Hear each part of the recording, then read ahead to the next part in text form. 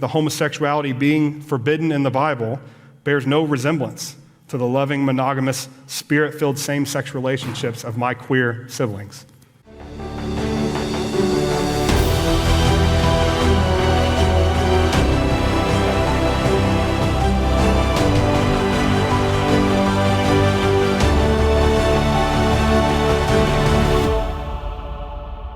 This is part 4 of a sermon from Pastor Zach W. Lambert.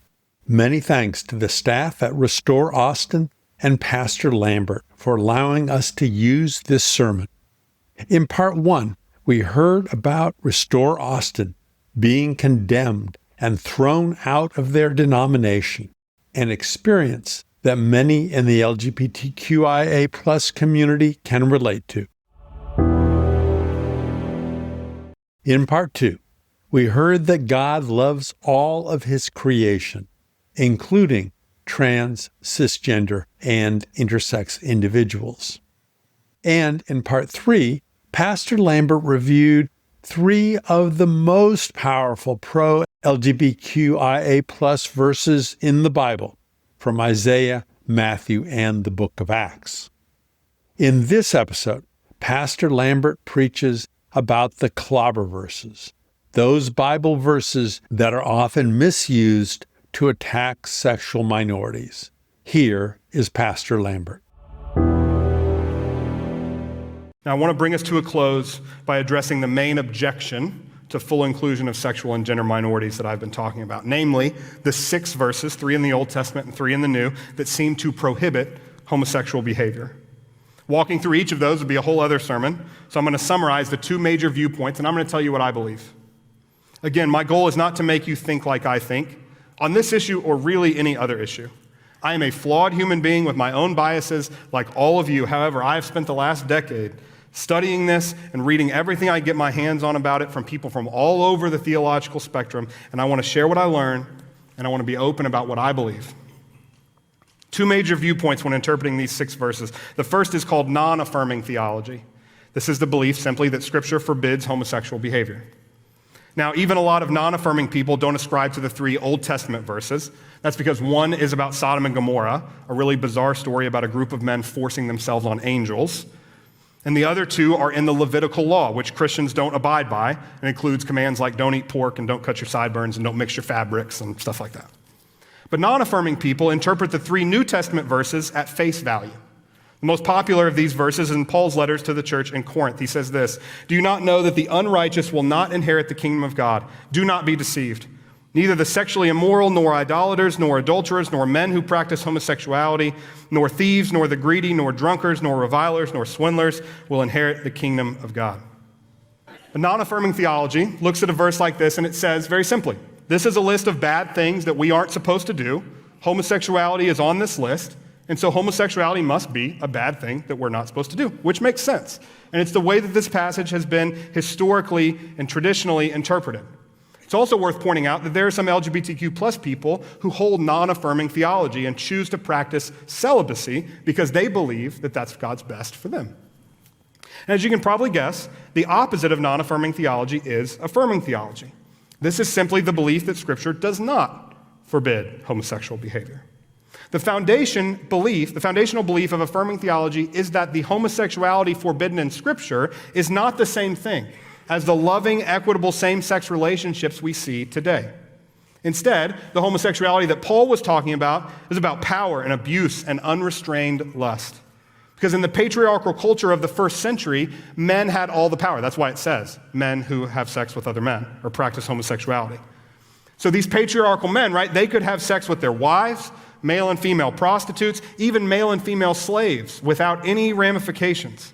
There were also pagan temples, like the Temple of Aphrodite in the city of Corinth, where Paul wrote that letter, that were famous for encouraging sex as a form of worship.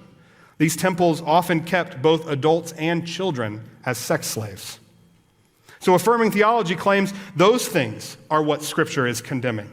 They argue that monogamous same-sex relationships, they didn't exist in the biblical world, and that's historically accurate. Even most non-affirming scholars would concede that point, but they would still argue homosexuality of any type is still forbidden. Affirming theology also points to the fact that the word homosexuality did not appear in the English translation of any Bible until 1946. Because that year, for the first time, the committee translating the Revised Standard Edition made the decision to combine two Greek words into the English word homosexuality in that passage from 1 Corinthians we just looked at. Previously, it had been translated things like abusers of themselves with mankind or even effeminate. Now, not long after the Bible was published, a letter was sent to the RSV committee disputing this translation of 1 Corinthians 6. And Dr. Luther Weigel, the head of the committee, he wrote a letter back acknowledging their mistake and committing to correct the error. But homosexuality wasn't officially changed to the more accurate sexual perversions until the next revision, in 1971. And after 25 years, a lot of damage was done. Homosexuality had been picked up by other translation and applied to other New Testament verses too.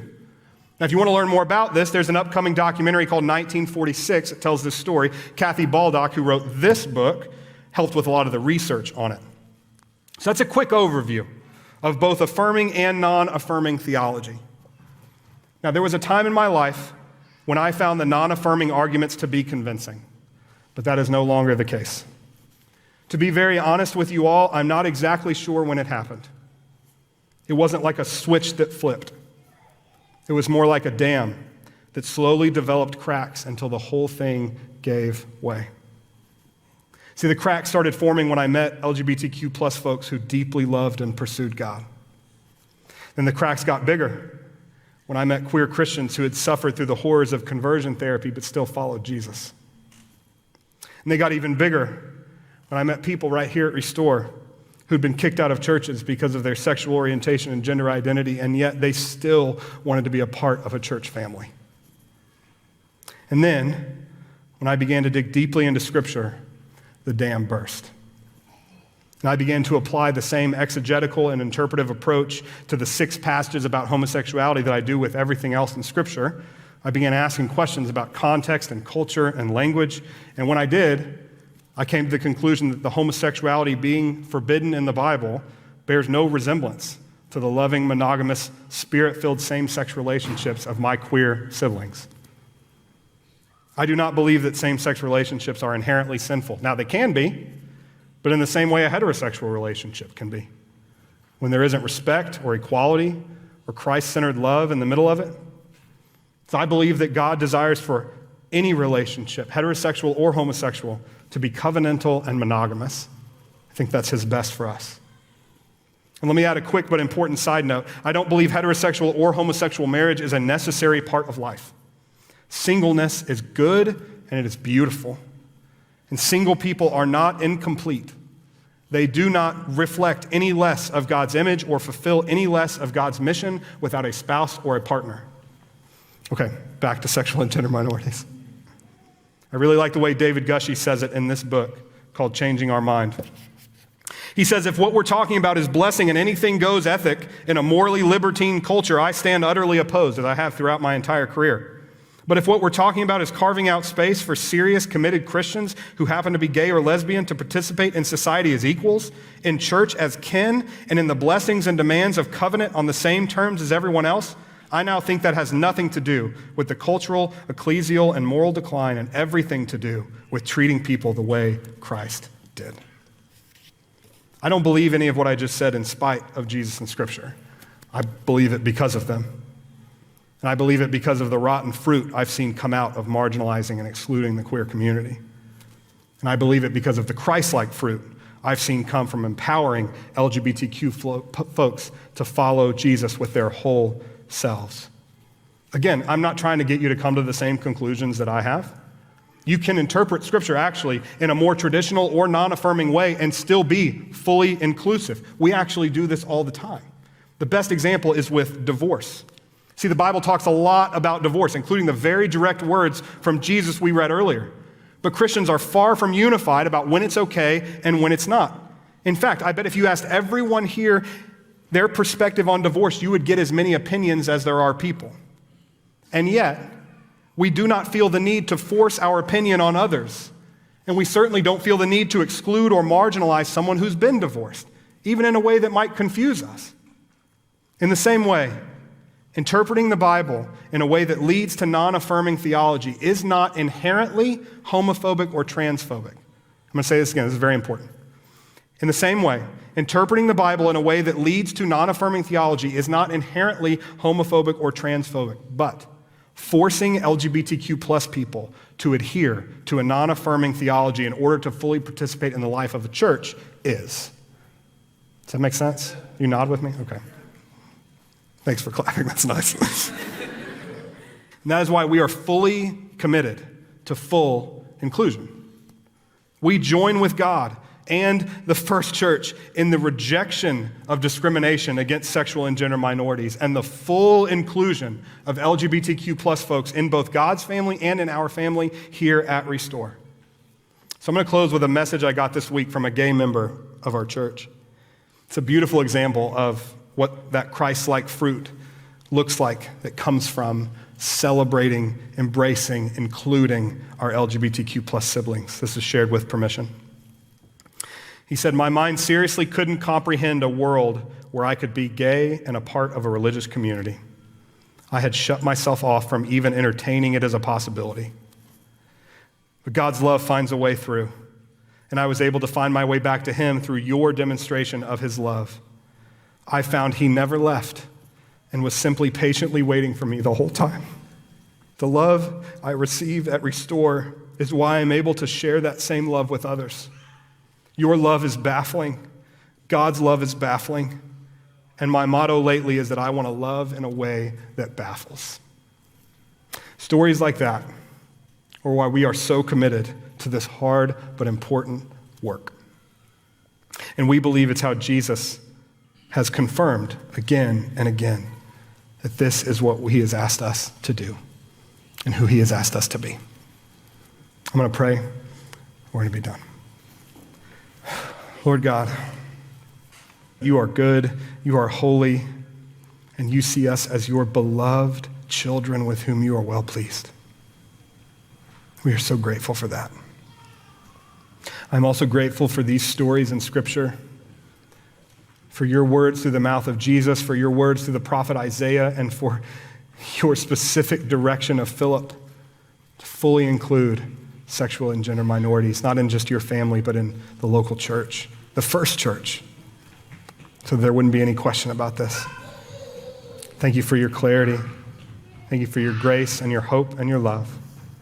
I pray that we would do everything that we can to step in and live in to who you've called us to be, both as individuals and as our church family here at Restore. In Jesus' name I pray. Amen.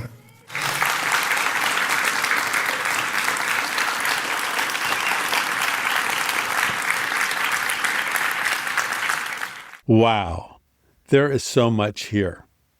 Pastor Lambert opened talking about 3 Old Testament Clobber verses, and he says, one is about Sodom and Gomorrah, a really bizarre story about a group of men forcing themselves on angels.